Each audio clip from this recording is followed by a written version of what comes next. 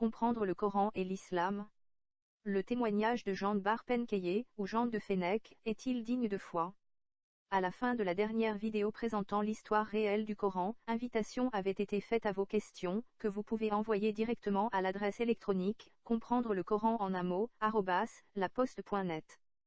Toute question requiert une réponse. C'est ainsi qu'est apparue cette question. Le témoignage de Jean de Bar-Penkeye, ou Jean de Fenech, est-il digne de foi? Jean de Bar-Penkeye était un moine chrétien apparemment nestorien, et écrivain de langue syriaque dont les écrits s'arrêtent semble-t-il au début du règne d'Abd al-Malik, vers 687. Le nestorianisme était une hérésie affirmant que deux personnes coexistaient en Jésus-Christ, une humaine et l'autre divine.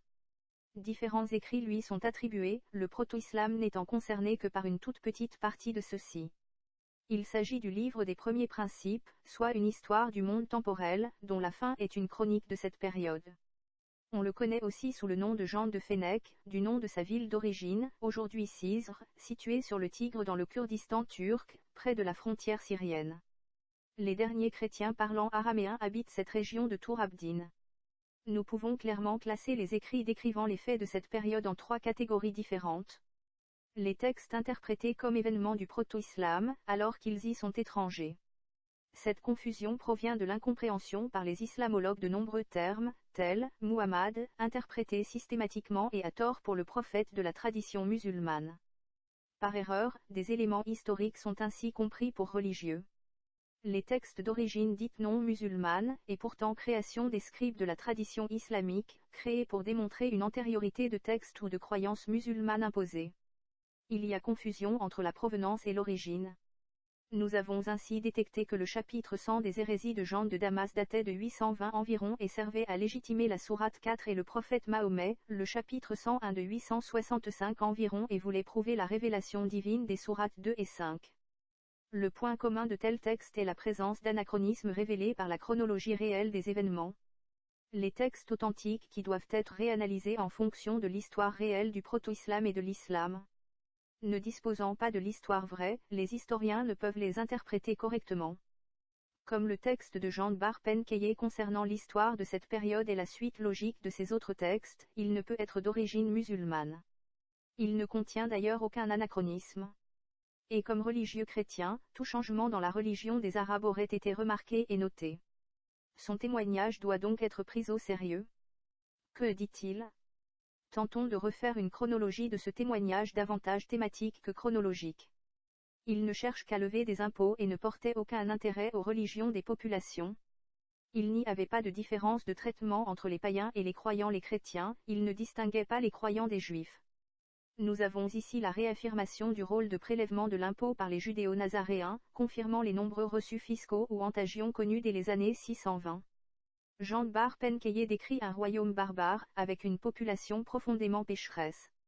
Sa passion était le raid et le vol, et sa nourriture la haine et la colère.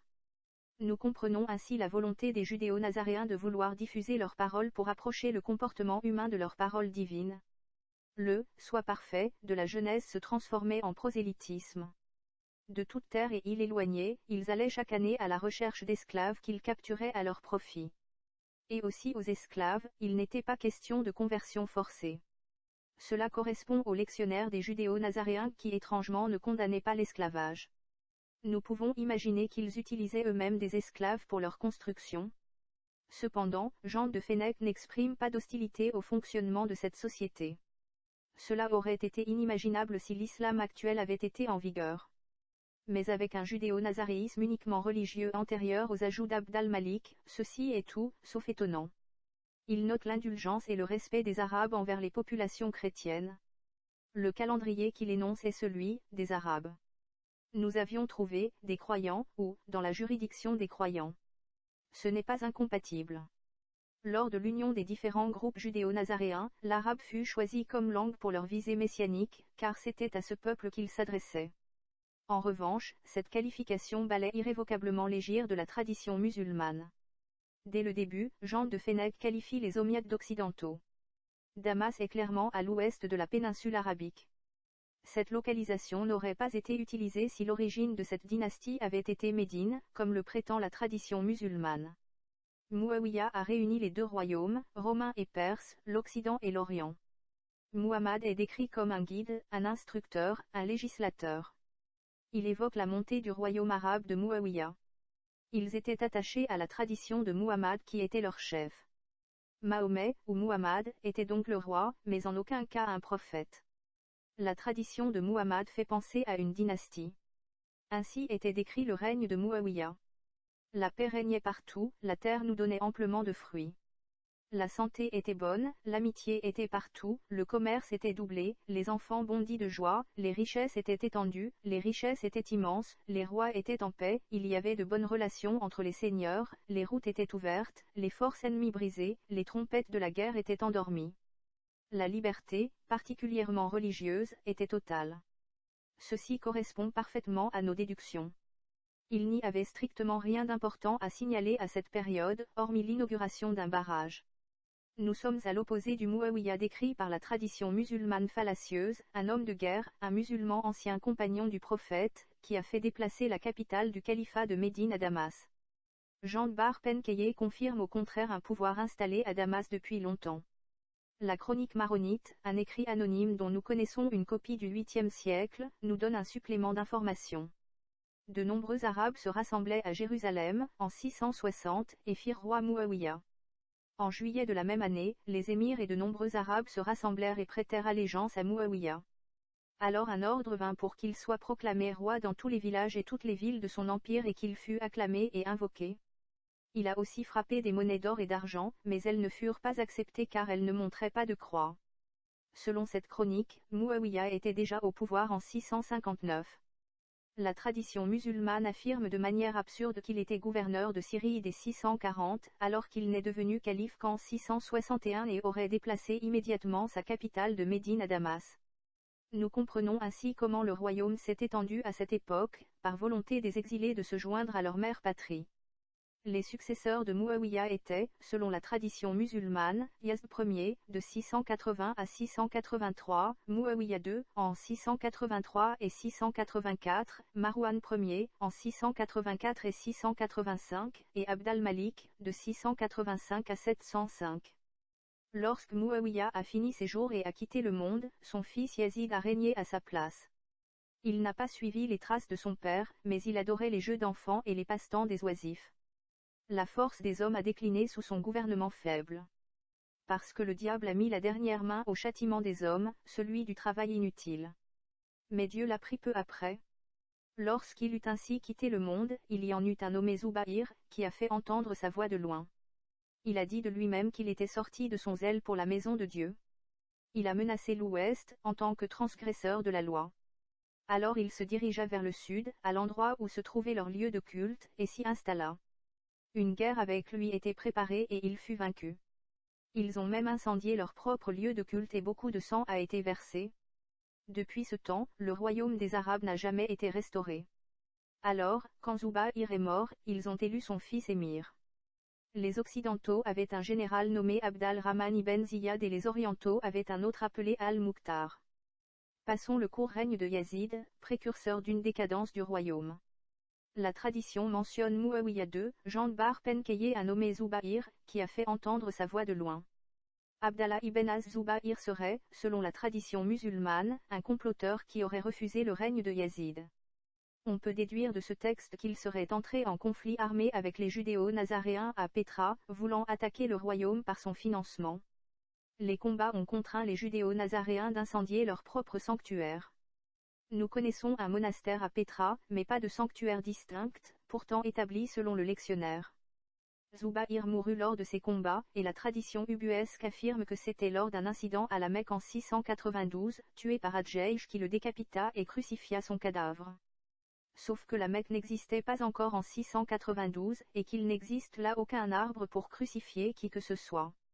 Le crucifiement des opposants politiques est imposé par le verset 33 de la sourate 5, lui-même écrit vers 865. Enfin, l'islamologue Robert Hoyland fait remarquer que l'incendie de la Kaaba est connu en 683.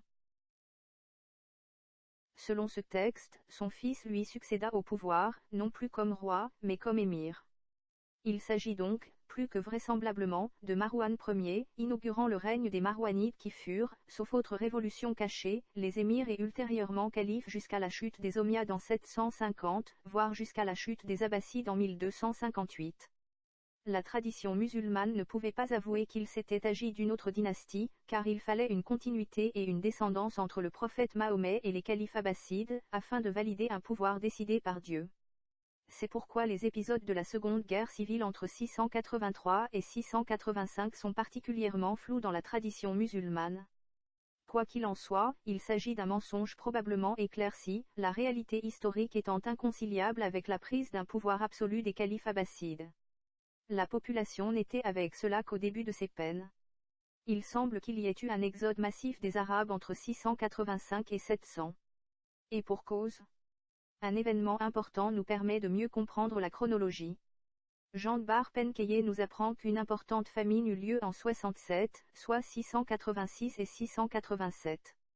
Celle-ci était la résultante d'une peste du bétail d'une ampleur jamais connue, se propageant aux hommes, les corps des hommes morts gisaient dans les rues et les bazars comme du fumier sur la terre, contaminant ainsi les sources et les rivières. Les chiens ont commencé à manger beaucoup alors qu'ils étaient encore en vie. Plusieurs mères ont mangé leurs enfants. Cette famine peut-elle expliquer la volonté d'Abd al-Malik du renforcement de son pouvoir? Une famine est souvent source de velléités révolutionnaires.